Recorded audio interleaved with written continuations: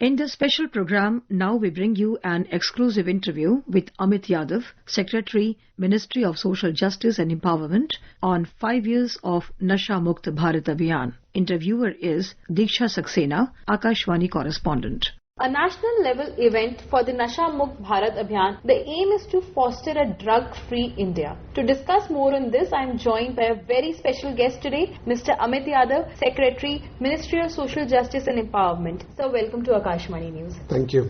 So as we sit together today to discuss the 5 years of Nasha Mukt Bharat Abhiyaan, I would like to draw your attention to the very fact that what have been the achievements of these 5 years and what more needs to be done. Over the last 5 years, we have been working on two dimensions. One dimension is the enforcement part, which is the stopping of the demand side, and the other is on the supply side. The law enforcement agencies do the supply side by intercepting drugs and so on and so forth. The Ministry of Social Justice ensures that the supply side, beside the supply side, the demand is reduced. For that to happen, we involve the community, we involve various religious organizations, we involve students, which are the targeted group, and active participation across cross-sections of society. So that is the starting point from which we started the Nasha Mukt Bharat Abhiyaan. The Honorable Prime Minister launched it in 2020, and now we've completed 5 years. As part of this whole exercise, now we have reached out in the last 5 years with 23 crore people, which involves youth, women and others across the country. Lakhs of educational institutions have been added into the program, and we have engaged with states, which are the primary location, and then districts and down to sub-district level. Contact program, reaching out, awareness, and the other part which we do, which is ensuring that if there is someone who is drug addict or a substance abuse, then those people are also rehabilitated, for which we have opened more than 700 rehabilitation centers. So that is the reach kind of thing. But I think so the more important thing is that it's a continuous effort, and we have had a report from the UNDP which did that how many people are aware of this, and 64% of the respondents responded and said that we are aware of such a program. And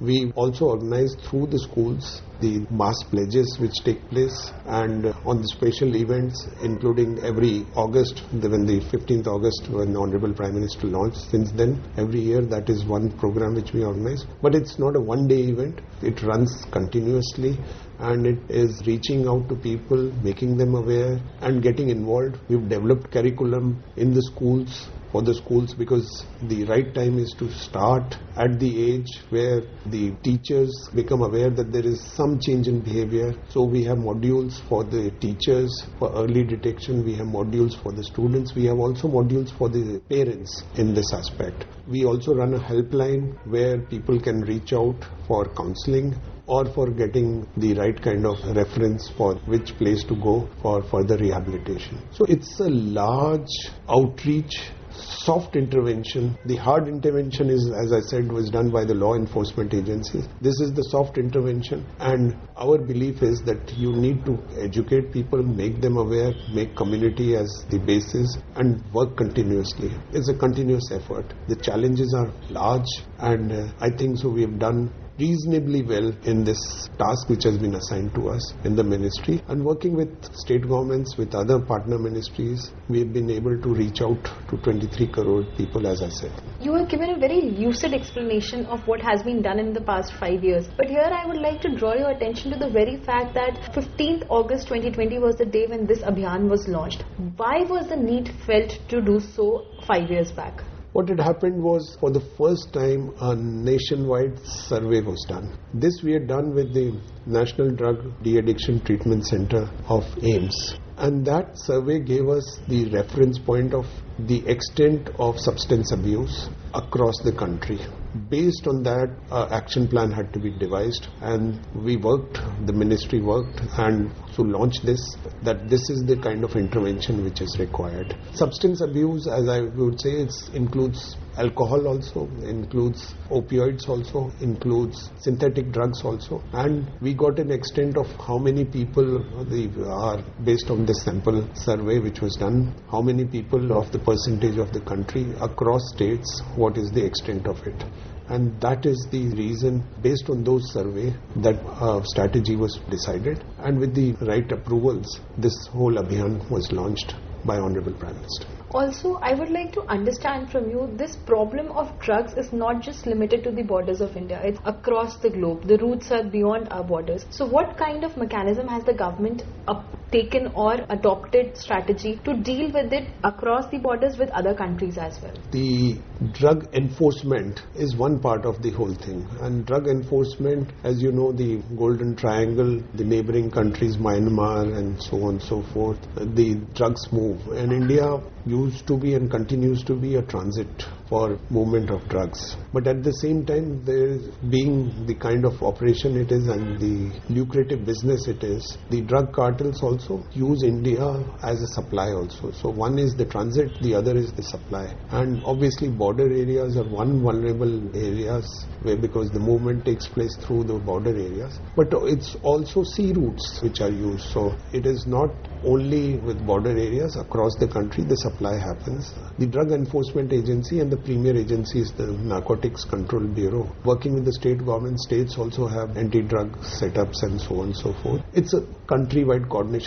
Please understand, it's a menace which spoils the society. Please understand that it affects the youth, and if youth are affected, your next generation of the country is affected. It's a silent war which we have to continuously fight. So both on the enforcement side and on the outreach, awareness, that part has to be addressed. And the supply line has to be continuously eliminated, and it's a continuous fight. You mentioned that all the states were also involved in and they're still working to deal with this particular problem. So could you mention some states which have gained a lot in the de-addiction and drug reduction in their population? Drug reduction in the population, we are getting a next survey. The last survey was 2019. We're now getting a fresh survey done. It's a massive, internationally such survey nationwide has never happened. The reach, the extent, this time we have done it, we will get figures not only of the extent within the state, but within urban area,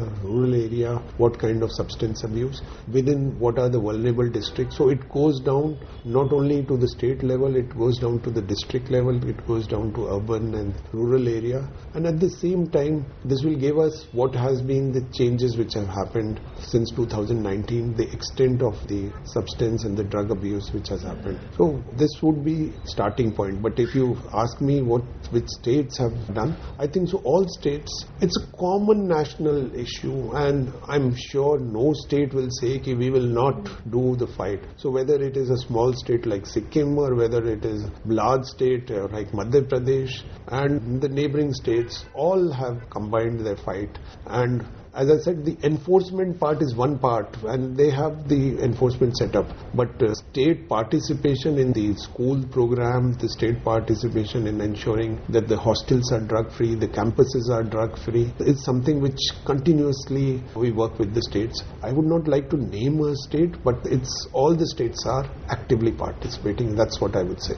In fact, you mentioned about the survey which was carried out in 2018 and published in 2019, as you said. So could you also tell us that the strategy is a three-pronged strategy which the survey proposed, and that is on which the Abhiyaan is also working. So could you mention about that as well? Obviously, one is that you need to have a wider participation. You need to also address various kind of substance abuses, and then different interventions required.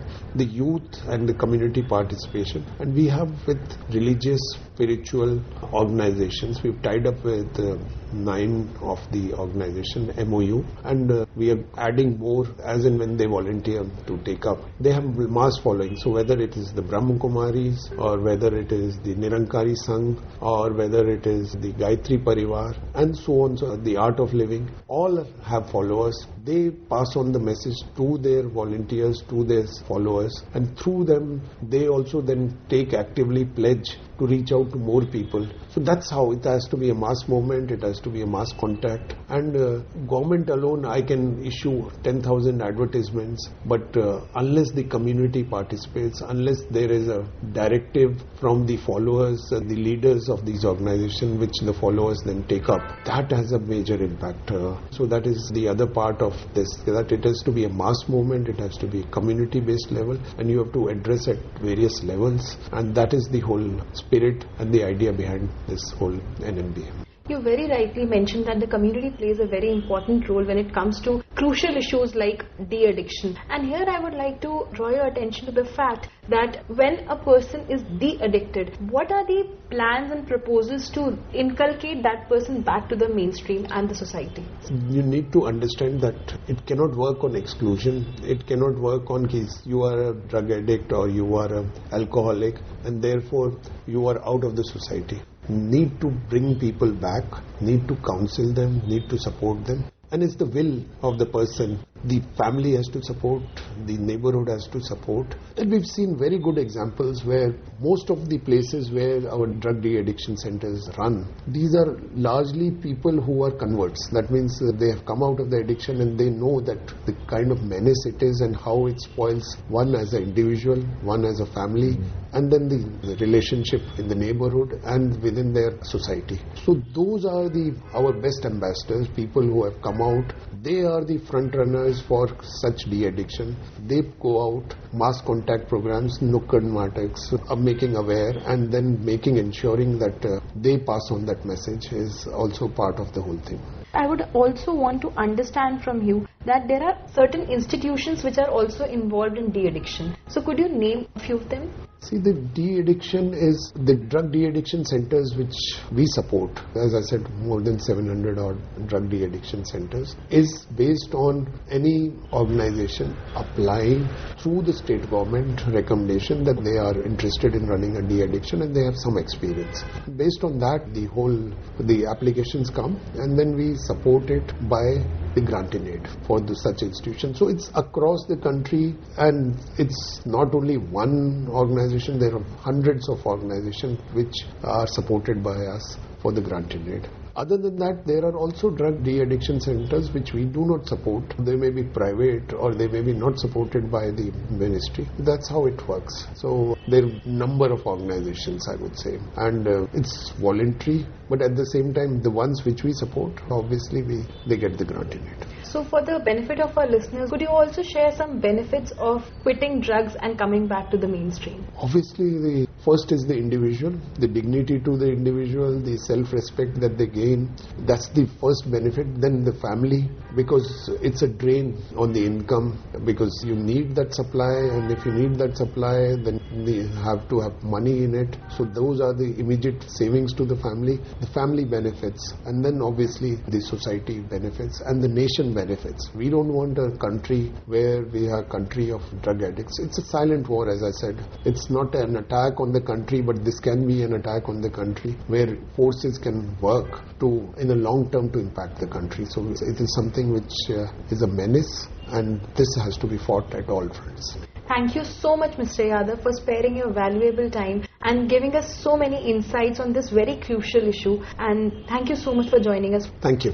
You were listening to an exclusive interview with Amit Yadav, Secretary, Ministry of Social Justice and Empowerment, on 5 years of Nasha Mukt Bharat Abhiyaan. Interviewer was Diksha Saxena, Akashvani correspondent. This program was produced and presented by the News Services Division of Akashvani. You may share your feedback about this program through email at airnsttalks@gmail.com or WhatsApp on 9289094044.